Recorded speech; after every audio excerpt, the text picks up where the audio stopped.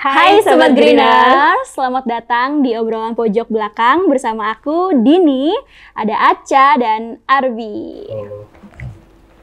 Hari ini kita kedatangan tamu spesial dari Goethe Institute. Apa kabar Mbak? Boleh perkenalan dulu mungkin ke Sobat Greeners. Halo Sobat Greeners, nama saya Elizabeth Sugiarto, dipanggil Caca. Dan di sebelah saya ada kolega saya, Deborah Kezia, biasa dipanggil Debbie. Mbak dengar-dengar kan sekarang lagi ada Science Film Festival 2024 ya.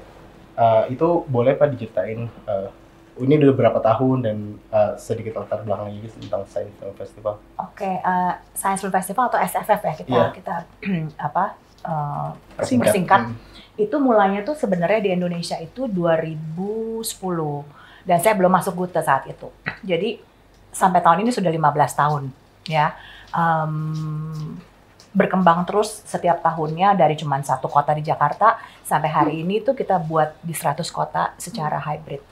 Itu sih yang dari Goethe. Itu biasanya kegiatannya apa Mbak? Ini kan berarti udah kurang lebih 14-15 tahun ya di Oke, Science Film Festival itu memang satu proyek dari Goethe Institute, selain untuk screening film juga, tapi itu kita juga mengajarkan anak-anak siswa, anak-anak muda itu untuk mencintai science seusia dini mereka dalam umur jangka umur 9 sampai 14 tahun. Itu main target kita dari SD sampai SMA. Sekarang tuh berkembang karena segitu antusiasnya penonton ya. Selain mereka nonton film, juga salah satu yang khas dari SFF itu adalah kita akan ada eksperimen sederhana mengenai sains yang berhubungan dengan film itu. Jadi selain nonton film, setelah itu langsung praktek IPA, praktek sains itu gitu. Filmnya berapa Mbak yang diputarkan tahun ini? Mungkin dari berapa? Tahun ini kita ada 15 film dari 8 negara yang udah disulih bahasakan ke bahasa Indonesia. Oke, dan tema tahun ini tuh adalah emisi nol bersih dan ekonomi sirkular gitu ya. Apakah ini memang merupakan kelanjutan dari fokus tema-tema tahun sebelumnya dan atau ada dorongan baru dari perkembangan global saat ini, Mbak? Oke, mungkin aku bisa bantu jawab. Kalau misalnya SFF itu setiap tahun punya tema yang berbeda-beda dan itu sebenarnya berkelanjutan. Kita selalu mengutamakan itu. Contohnya tahun lalu itu kan agenda restorasi ekosistem. Nah, dari kelanjutan untuk menjaga dan merestorasi ekosistem itu, kita ada tema baru, yaitu net zero. Gimana caranya kita bisa menyeimbangkan kadar gas karbon di atmosfer dengan cara menghilangkannya perlahan-perlahan gitu. Jadi misal contohnya dengan kita naik public transportation gitu ya, terus itu bisa mengurangi penggunaan AC gitu kan. Nah, terus kemudian ada juga yang namanya ekonomi sirkular. Gimana caranya kita mempergunakan kembali barang-barang yang sudah kita pakai, yang sudah tidak kita pakai, tapi dalam bentuk lain gitu ya. Contohnya mungkin kayak yang kalian bikin nih di sini. Tadi saya lihat juga kan ada tas dibuat dari jeans yang sudah tidak dipakai gitu kan. Lalu juga salah satu tema SFF itu kita ngajarin dari anak-anak SD itu betapa pentingnya tuh kalian harus jaga bumi kita. Karena kan setiap tahunnya tuh kan makin jelek nih keadaan bumi kita ya. Dan kenapa tema-tema SFF itu selalu yang seperti yang Debbie katakan selalu tuh mengikuti tahun ini si emisi nol, memang benar semua sedang berlomba-lomba untuk menjaga bumi dengan ekonomi sirkular, dengan menekan emisi menjadi nol gitu kan. Jadi itu yang kita akan ajarkan ke peserta atau semua yang datang ke SFF itu. Berarti memang pendidikan sejak dini gitu ya Mbak? Betul. Dan memang satu hal lagi sih, science can be fun. Jadi itu memang kita kemasnya tuh kita nonton film, setelah itu kita ada interaksi bersama murid-murid kan. Mereka bisa langsung diskusi tentang filmnya, lalu langsung coba praktek si eksperimennya itu dengan materi-materi yang ada di sekitar rumahnya. Jadi benar-benar materi yang sederhana, hanya dengan air panas, air biasa, atau botol plastik yang sudah tidak dipakai, lalu daun gitu kan. Jadi benar-benar saintis kita juga bekerja sama, kita selalu memberikan challenge kepada mereka, ayo kita bikin sesuatu eksperimen yang berhubungan dengan film yang diputar di SFF, tapi dengan material yang sederhana. Itu sih. Berarti kalau misalkan tadi film-filmnya ini dari luar negeri kan ya? Betul. Berarti bagaimana perlibatan teman-teman yang membuat film atau sutradara dalam atau tim kuratorial ya disebutnya itu dalam memilih film-film yang ditampilkan pada festival ini. Dan ada nggak sih tantangan terbesar dalam memilih film-filmnya? Oke, sebenarnya itu untuk pemilihan sendiri tuh jadi kita project ini yang mengawali memang Goethe Institute di Thailand, di Bangkok. Jadi kolega kami di sana dia mengumpulkan submission semua film dari internasional dari seluruh dunia ya. Dan setelah ditampung ada beberapa, kadang-kadang tuh sampai seratusan ya Dep ya, seratusan lebih gitu masuk kepada dia, lalu mereka punya international jury. Setiap setelah hasil submission itu dipilih, dikirimkan ke setiap negara ikutan. Jadi ini Indonesia. Jadi mereka kirim ke kita, lalu kita tahap pertama saya sama Debbie kita pilih dulu nih dari misalnya 100 jadi 30 film. Lalu kita juga punya sistemnya tim juri lokal. Tim juri lokal itu dari Indonesia itu ada 6 orang. Ada 6 orang. Tahun ini, dan kita itu latar belakangnya beda-beda. Dari siswa-siswi ada. Kenapa saya pilih anak-anak kecil? Karena mereka yang akan nonton kan. Jadi mereka harus tahu nih film-film yang saya lagi suka atau yang berhubungan sama umur mereka tuh mana. Lalu kita juga pilih science center, lalu jurnalis juga gitu, lalu guru. Jadi benar-benar dengan latar belakang yang beda supaya mereka punya perspektif yang beda-beda gitu. Jadi itu setelah itu dipilih jadi 15 film itu. 15 film itu yang tadi Debbie katakan kita ahli bahasakan ke bahasa Indonesia. Karena tujuan SFF itu di setiap negara yang berlangsung itu selalu diadaptasikan ke bahasa lokal. Jadi memang target anak-anak ini memang bisa harus ngerti gitu kan. Kalau kita target ke international school lagi, anak-anak Indonesia biasa kan banyak yang belum bisa mengerti bahasa Inggris dengan segitu bagusnya gitu kan. Jadi memang target kami ya anak-anak Indonesia gitu harus mengerti ini dari awal gitu. Semua golongan ya Mbak? Semua golongan, iya ya. SFF ini kan ada di beberapa kota ya. Betul. Nah, kegiatan eksperimen tadi juga salah satu hal yang menarik nih untuk audiens dari SFF ini. Apakah ada kegiatan atau program lainnya selain eksperimen itu di setiap kotanya gitu? Oke. Jadi kalau misalnya kita cerita tentang Science Film Festival di setiap kota itu memang pasti beda-beda ya. Apalagi kita sudah berjalan selama 15 tahun ini gitu. Jadi yang saya rasakan ya memang setiap tahunnya pasti ada segala sesuatu yang berbeda gitu. Contohnya kan memang ini kan banyak sekali kita bawa ke tempat-tempat seperti kita bawa ke satu kota Waingapu di Sumba. Itu tuh keadaannya kan memang tidak seperti kota besar gitu. Jadi mereka tuh, saya sangat terenyuh sekali anak-anak sekolah di sana itu datang bawa-bawa kursi sendiri, karena kan nggak ada kursinya gitu kan. Lalu bener-bener kita tuh bisa putar SFF tuh di mana aja, mau di gereja, mau di masjid, mau di gedung yang balai kota, apapun itu, di sekolah, di aula. Jadi bener-bener asal ada tembok kosong putih kita putarkan gitu. Jadi bener-bener, dan itu sangat buat saya tuh menurut saya gila ya, Indonesia ini segini banyak. Tahun ini 100 kota pun aja belum bisa ke semuanya gitu kan. Jadi memang ya kita bersyukur kita ada di kota besar ya, kita bisa ke bioskop kapan aja. Buat mereka pada saat mereka diputarkan trailer aja sudah tepuk tangan karena mereka tuh jarang sekali lihat film kan. Jadi setelah kita ajarkan, dan saya yakin banget itu tuh pendidikan sejak dini tuh mereka akan ingat sampai mereka tua ya. Bener banget. Dan tim kami mengajarkan misalnya kekuatan gimana nih dengan satu kertas tuh kamu sebenarnya bisa buka botol misalnya, kekuatannya tuh apa. Jadi tuh mereka langsung ya, oh ternyata kertas bekas tuh bisa dibikin ya untuk jadi sesuatu yang berguna seperti itu misalnya. Jadi memang setiap kota ada cerita sendirinya. Ya itu deh, pokoknya serunya gitu tuh si SFF ini gitu kan. Berarti mungkin salah satu latar belakang adanya Science Film Festival ini mungkin ketidakmerataan pendidikan gitu ya di kota-kota kecil atau gimana? Bisa banget nih yang tadi ngomong gitu. Ini bakalan panjang kalau kita ngomong. Tapi benar-benar banget, tapi memang benar. Kalau menurut saya memang nggak semua anak-anak itu memang memiliki kesempatan yang sama kan. Jadi memang kami tuh kayak misalnya kita punya satu venue partner di Sidoarjo, pesantren Kampung Sinau. Itu ternyata satu pesantren tuh luar biasa karena mereka tuh anak-anaknya tuh jebolannya sekarang tuh udah ada di luar negeri semua. Mereka tuh mengajarkan bahasa Inggris di pesantren.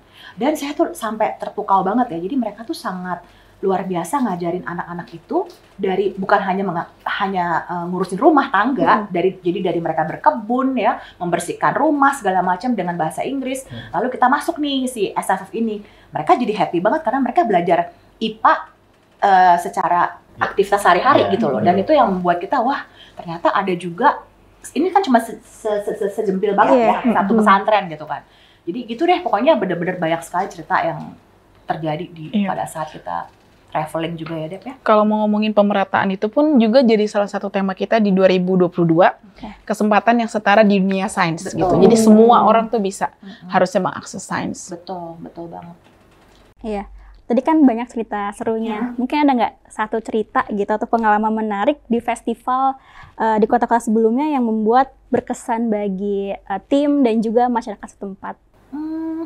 Banyak ya, atau yang sangat paling diingat gitu Mbak? Paling ini ya, di 2019 ya Dep ya?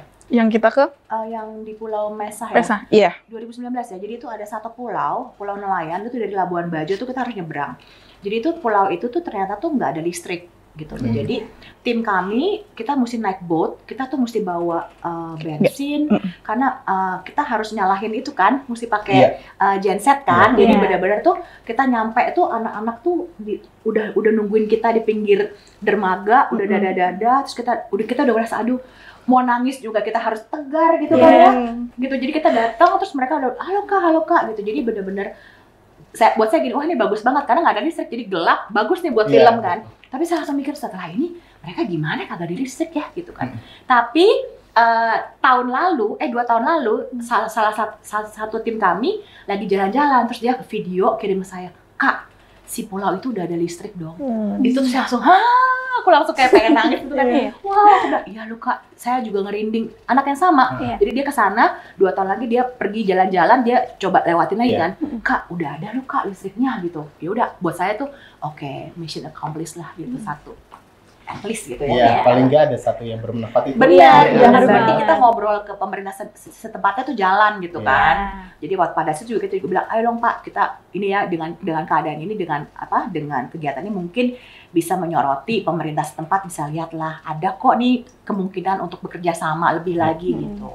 Oke Mbak, kita balik lagi ke tema tahun ini adalah emisi nol bersih dan ekonomi sirkular. Dan aku mau tahu sekarang ini seberapa penting sih Mbak anak muda untuk mengetahui gitu ya konsep ekonomi sirkular, dan sebenarnya apa ya yang bisa mereka lakukan gitu untuk mendukung prinsip-prinsip ini, apalagi yang sekarang trennya itu anak muda konsumtif gitu ya Mbak ya. Kalau kamu tanya saya pribadi gitu ya, saya tuh memang terus terang saya tuh senang banget belanja.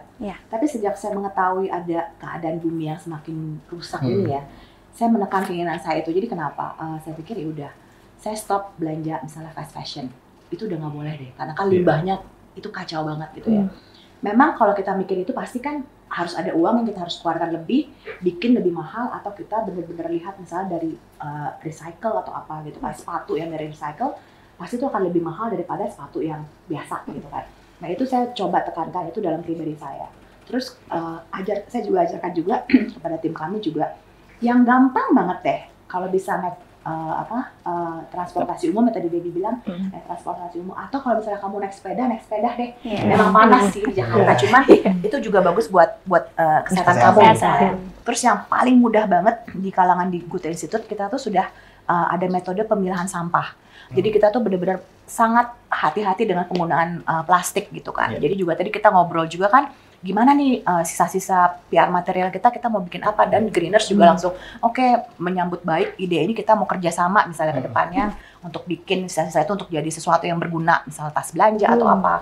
Lalu juga kita juga tekankan juga ke anak-anak, tolong kalau kamu beli barang-barang eksperimen pakai kantong belanja sendiri, jangan pakai kantong plastik. Buat saya itu aja yang kalau setiap orang dari tim kita kan 30 orang memulai itu aja, saya rasa ada sih sedikit sumbangsi ya Dep ya untuk bumi yang udah rusak ini gitu. Kalau saya sih nggak mau muluk-muluk, itu dulu aja deh. Karena kan apalagi kalau senang belanja ya, you have to really think gitu. Yang kamu beli itu apa gitu. Kalau dari Mbak Deborah? Kurang lebih sama sih. Dan tim itu bener-bener kita selalu ajarkan kan, mereka ada training sekitar 3 bulan sebelum mereka jalan ke sekolah-sekolah. Kita selalu bilang, kita kan SFF, kita harus benar-benar melakukan apa yang kita ajarkan. Gitu. Jadi yang dari Mbak Caca tadi, terus juga di venue kita nggak boleh buang sampah sembarangan atau apapun itu, bawa tumbler sendiri. Jadi udah nggak ada tuh plastik bawa segala macam gitu. Jadi apa yang kita ajarkan itu beneran kita lakukan gitu sih. Dan itu nggak gampang loh. Betul. Itu sangat Benar. tidak gampang. Yes. Maksud saya, aduh, udah gitu saya juga kita men-challenge ke scientist kita bilang gini, tolong cari barang-barang material yang tidak pakai plastik, yang tidak pakai sedotan gitu kan. Karena kan sedotan tuh gampang tuh untuk bikin sesuatu yang menjadi spektakuler gampang. Kita bilang saya nggak mau gitu, karena itu bener-bener nggak boleh. Jadi Iya. plastik nggak boleh. Ya udah mau air panas, air hangat, air dingin terserah nggak apa-apa. Cuka kita bisa beli cuka ya atau gimana. Tapi saya bilang tolong batasi sekali karena memang nanti backfire ke kita dong. Kita lagi ajarin begini terus tiba-tiba lo kok pakai plastik gitu Iya. kan. Betul. Kalau banget. ya tadi kan yang dibilang susah, kalau pengalaman pribadi sebelum di sini masih ada di level jangan buang sampah sembarangan. Nah sekarang karena udah di sini kayak lu harus milah sampah lu gitu. Betul, Jadi, betul, biar betul. nggak banyak yang ke TPA gitu kan. Betul. Yang kita tahu TPA udah pada penuh gitu. Betul, betul. Itu salah satu bentuk dampak saya juga kerja di sini gitu. Iya kan? Iya. Kalau kalian ke Good Institute kamu lihat ada Empat. ada empat ya. Ada 4 tuh kotak-kotak sampah yang plastik, Iya. ada yang waste yang makanan, ada Iya. yang kertas gitu, bener-bener Iya. itu dan kita dapat award loh. Iya. Kita sempat dapat award karena memang kayaknya institusi kita lumayan kan hijau juga kan, gedung yang bukan tidak pakai lift, tidak pakai Iya. apa. Jadi menurut kita ya salah satu ya kita sudah lumayan lah di era situ gitu kan. Kita punya komite sendiri yang Boleh. berhubungan dengan sustainability. Dan itu tidak murah dan tidak mudah. Iya, Ya, Iya, betul. semakin kita mikir ke situ tuh recycling tuh nggak murah dan ya kita harus accept itu daripada ya kan. Yes. Nah, Mbak, selanjutnya mungkin aku pengen tahu harapan kedepannya gitu dari Gute sendiri dalam menyelenggarakan Science Film Festival ini apa sih, Mbak? Mungkin aku kalau dari kami sih sebenarnya sebanyak mungkin anak-anak gitu ya bisa ikut dalam festival ini gitu. Jadi memang sih kelihatannya kita udah 100 kota, tapi sebenarnya masih banyak lagi. Kalau bisa ya semuanya, semua anak Indonesia tuh bisa merasakan gitu. Iya, apa namanya kan kita juga sebagai institusi yang kita penuh dengan keterbatasan gitu ya. 100 kota ini juga kan kita nggak datengin satu-satu. Jadi memang hybrid kan sistemnya, ada yang online, ada yang offline. Kalau online itu kan memang kalau menurut saya sudah agak letih ya.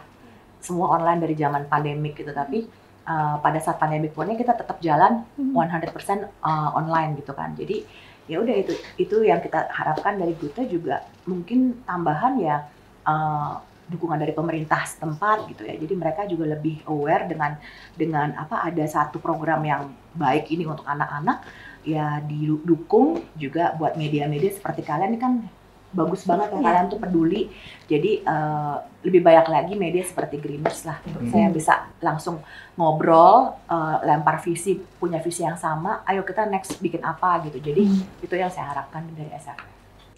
Oke, Sobat Greeners, selanjutnya kita akan masuk ke segmen Tebak Cepat bersama Mbak Caca dan Mbak Deborah. Oke nih Mbak, aku ada 3 pilihan. Mungkin yang pertama film nih, film romance atau film horor? Romance. Romance. Kompak ya. Yang kedua, nonton video singkat di media sosial atau podcast? Media sosial. Iya, media sosial. Kenapa tuh? Lebih cepat aja gitu kan. Ceplok ya, seru ya. Iya, enak aja gitu. Tapi karena di podcast abis ini saya bilang post. Oh gitu. Oke, yang terakhir nih, belanja barang tapi murah atau bikin sendiri tapi mahal? 1, 2, 3. Bikin sendiri tapi mahal. Belanja mahal tapi bagus. Sama aja saya beda. Iya, iya. Bener-bener tadi balik lagi. Iya, Bahasan kita ekonomi iya. sirkular. Susah itu, tapi memang harus kita ajarin. Harus Oke. coba. Bikin sendiri tapi mahal. Mahal banget. Oke Sobat Greeners, sebelum penutupan kita mau bagi-bagi hadiah buat Mbak Deborah dan Mbak Caca. Wow. Boleh Kak Arbi? Boleh. Hadiahnya. Nah ini dari Bagus banget. tim Greeners yang membuat. Bisa kerjasama nih sama Gute. Bagus banget. Bisa buat minum kopi. Ini logonya ya? Iya, logonya Greeners. Keren banget sih. Oke, nanti bakal dirilis juga ya sama Greeners, tunggu aja kabar selanjutnya. Dan terakhir nih Mbak, sebagai closing mungkin boleh dari Mbak Deborah terlebih dahulu, pesan apa sih yang ingin disampaikan kepada anak muda di Indonesia? Pastinya science is fun. Jadi dengan SFF kalian akan belajar tentang sains yang benar-benar fun dan beda dari yang diajarin di sekolah. Oke, Mbak Caca? Kurang lebih sama Mbak Debbie, tetap berfokus sama apa yang kita lakukan sekarang. Yang tadi saya katakan juga bermula dari hal-hal yang sederhana dulu deh, nggak usah muluk-muluk, tapi kita sama-sama menjaga bumi kita aja. Gitu ya. Oke, tepuk tangan buat Kadek Balem Putra. Kalau misalnya teman-teman Sobat Greeners, maksudnya kalau misalkan mau tahu tentang Gute atau Science Film Festival, bisa mengunjungi media sosial mereka? Bisa banget. Kalau untuk Science Film Festival, kita punya kanal sendiri, yaitu @sciencefilmfest. Dan untuk Goethe Institute, @goetheinstitute_Indonesian. Oke. Dan ini untuk pemutaran film dimulai pada Hari ini ya, hari ini. sampai tanggal 30 November. Oke. Kalau misalnya teman-teman ada yang masih mau dikunjungi di kotanya, tolong DM ke Science Film Fest, pasti admin kami cepat menjawab. Oke. Baik, cukup sudah Sobat Greeners obrolan kita hari ini. Terima kasih teman-teman Goethe sudah hadir. Terima kasih. Sukses Kak. selalu Sukses. pemutaran filmnya. Ya. Untuk Sobat Greeners yang mau datang juga ngobrol bareng kita, bisa langsung aja DM ke Instagram @greeners.co. Oke, bye-bye Sobat Greeners. Dah. Sampai jumpa.